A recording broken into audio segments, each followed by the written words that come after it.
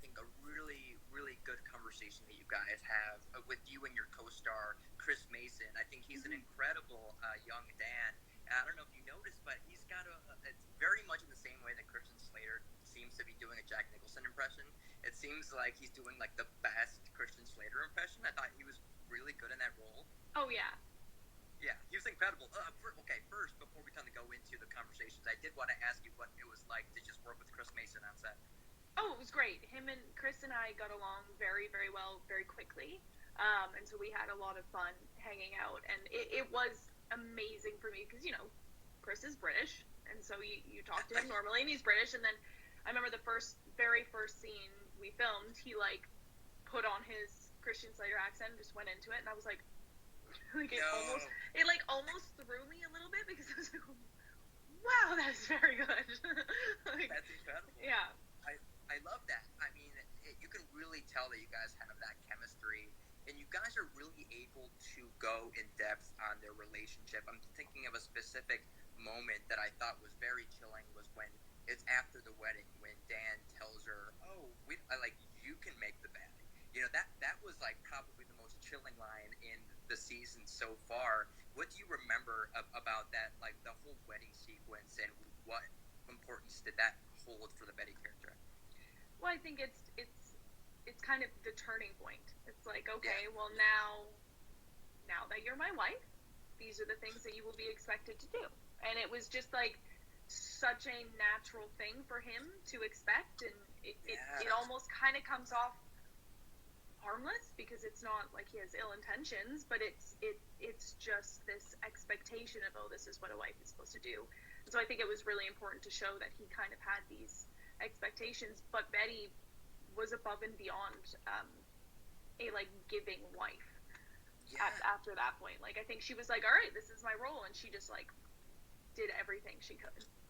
Absolutely. You really there's actually a specific line that you say where you basically look at Dan and go you have to go do what you have to do, and my role is to be your ultimate supporter. And I think that kind of in a way comes back to bite you in a way, unfortunately. I was talking to Alex Cunningham, the creator of the show, for a conversation before the series started, specifically on how much we can really say that Dan was a product of his time, or how much he was actually manipulating the circumstances to his advantage. As somebody who has to play young Betty and looking at young Dan, especially those younger years, did you see there was a lot of nice moments with Dan when you guys were first getting together? It's weird how it changes so quickly. I know, and I think that's what's so heartbreaking, and I think that's why the younger years are so enticing to see, because they do love each other so much, and she is so willing to be his biggest supporter and be his number one fan and kind of take the responsibility of everything else so he can go and be the best that he could be. And then when things kind of get to the place where all of their hard work and her hard work is paid off, it's it kind of gets ripped, the rug kind of gets ripped from underneath her, and it's heartbreaking.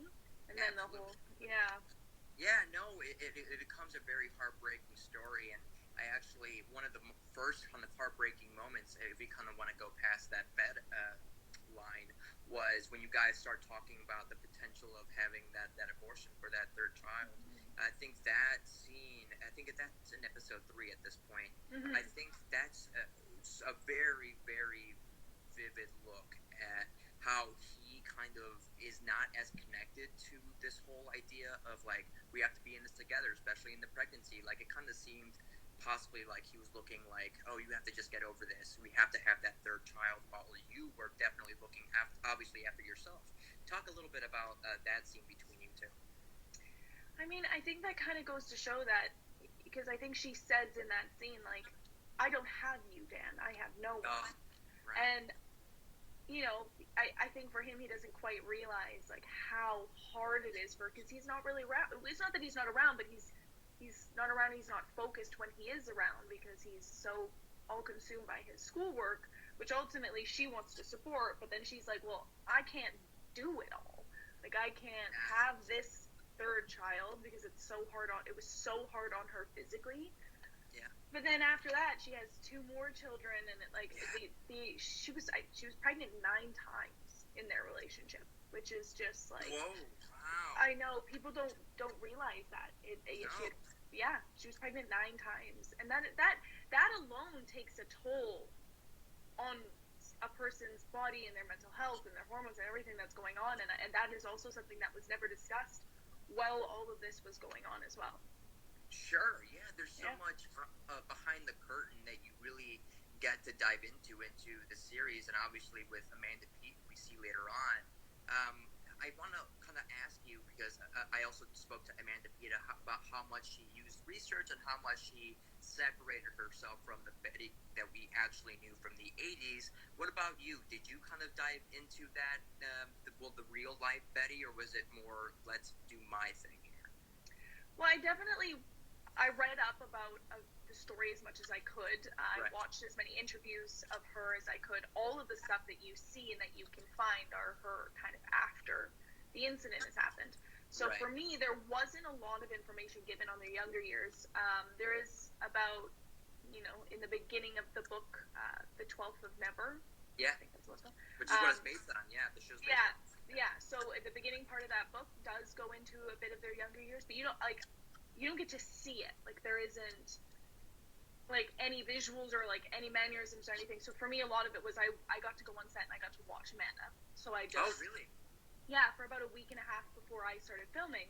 So I just followed her lead. I was like, okay, and I tried to pick up some specific things that we could follow through, so it was consistent that she was doing, and then I just really trusted the writing and the writers and the story to kind of help guide that part of the story for me. Yeah, was that part with, was it the turtle at the bar? Was that in the book? That's a real thing that they did. I don't That's a real remember if thing. that was in the book, but I know it was a real thing that they did. Oh yeah, they and it's one of those weird things that you're like, couples do these really weird things that for them is like this endearing, loving thing, and to the Right. outside it looks ridiculous, but that was a real thing that they did. Yeah, so for people who don't know, I think it was it in episode 3? I'm trying to remember if it was Two. It was episode I think 2. it was episode 2. Yeah. Yeah, where they're at the bar in, I think, South Bend, right? Yeah, Mm-hmm. I think Yeah. they're at the bar, and yeah, they're just kind of, I think he's just grabbed a pitcher of beer, and he goes and does this thing where he lays on the ground and acts like a turtle, like upside down. It's actually really funny, and you get to see a very, very nice connection that they have, and I think it really helps us see that this wasn't just kind of a relationship that came up. I don't know, because of different viewpoints. Like maybe they didn't look at love the same way, but they really did love each other at the time. So another thing that I also wanted to ask you as well is I saw yesterday, I believe, that you are in the trailer for the upcoming movie Two Hearts. Is that right? Yeah. Yeah. Okay. So what was that like? I just recently saw the trailer. What's up with that? It was amazing. We actually filmed it 2 years ago. Like 2 years ago. I think we started production roughly exactly 2 years ago. So it was amazing. I'm so happy to finally have the trailer out. People have been asking. I think we've just been waiting for the right time, and so it can be in theaters. And it was amazing. It was so fun to film. We filmed most of it here in Vancouver, and then we filmed a portion of it actually in Hawaii, which was amazing. So yeah, it was very fun. Imagine. Was that your first like international shoot that you did, or have you done that before? Yeah, it was. Like it was my first. Yeah, my. I mean, overseas, I guess Hawaii's still a state. I don't know why I'm forgetting that. Obviously, yes. I mean, yes, but it was because I'm Canadian, so it was my first time filming in the States. Oh, that's a good point. It is technically international. Look at that. Yeah. Wait, so did you shoot in your backyard? You're talking about Vancouver. Are you just right there? Did you go to shoot? You just drive to shoot day? Yeah, like I that's the same with like Riverdale and Once Upon a Time and stuff. Like I've been so lucky to be able to do work on these really amazing projects and be able to come home and work on them. Like I auditioned for Two Hearts in LA, and they're like, "Oh, you're from Vancouver? Let's go back." And I was like, "Great!" Like I just get to work from home. It's amazing. That's amazing. And it's talking about the time now, I think is really interesting in terms of if you're talking about auditions, like you hear so many stories about quarantine auditions and stuff like that. How have you been trying to kind of keep busy while there's not much you can do? Well, there's actually some productions that are starting up, but it's kind of slow but surely, slowly but surely coming back. Yeah, I was actually in Toronto right when everything got shut down, filming the second season of my show Nurses. Yeah. We had filmed an episode and a half, and Oh, wow. then we got shut down, and I got sent back to Vancouver. So I've been here just kind of waiting for the green light to go back. Hopefully we'll be going back in the next couple of weeks, it looks like, because Canada's starting to start productions up again, which is great. But I've been, it's not often that I get this much time off in the same city as my family, and having my parents also and my sister have time off. Just spending lots of time with people that, when this is all over, we'll all go back to our normal lives and be so busy again. Yeah, I mean, especially for you, I just look at your IMDb, and you have done so much work throughout your life, and when you were really young too, and you really, I don't know how much time you've really gotten off acting. It seems like you have the acting bug in you. I mean, was this kind of a time to also like explore other interests that you had as well? Yeah, I'm doing some volunteer work right now, which I can't say what it is, but which is something that I've explored, which I really really love. So I've been doing that, and just spending time with my dog, and doing things that I wouldn't normally have time with, like sitting down and just spending the morning reading a book instead of reading a bunch of scripts. Sure. So yeah, it's been that part of it's been really nice. That's really exciting. I can't wait to see what's left for the Betty Broderick timeline. We are in the mid-season. We got 4 episodes left. Do you have much left remaining with your role in the series? I think that the most of our stuff has been seen in episode 2 and 3. I think we're in a little snippet in the 8th episode, but the majority of our story kind of starts at the beginning, so it can lay the foundation for kind of what's to come and to be revealed. Perfect. Well, I'm really, really loving your role in this show. If anybody hasn't seen it yet, start from episode 1, obviously, and go all the way through it. I think it's a really incredible look at, especially it's a critique of the divorce system too, if you really look at it, how kind of it really pushed them to kind of go at their wits' end, and you see Dan kind of be so manipulative, and you see Betty kind of going off the rails because of that.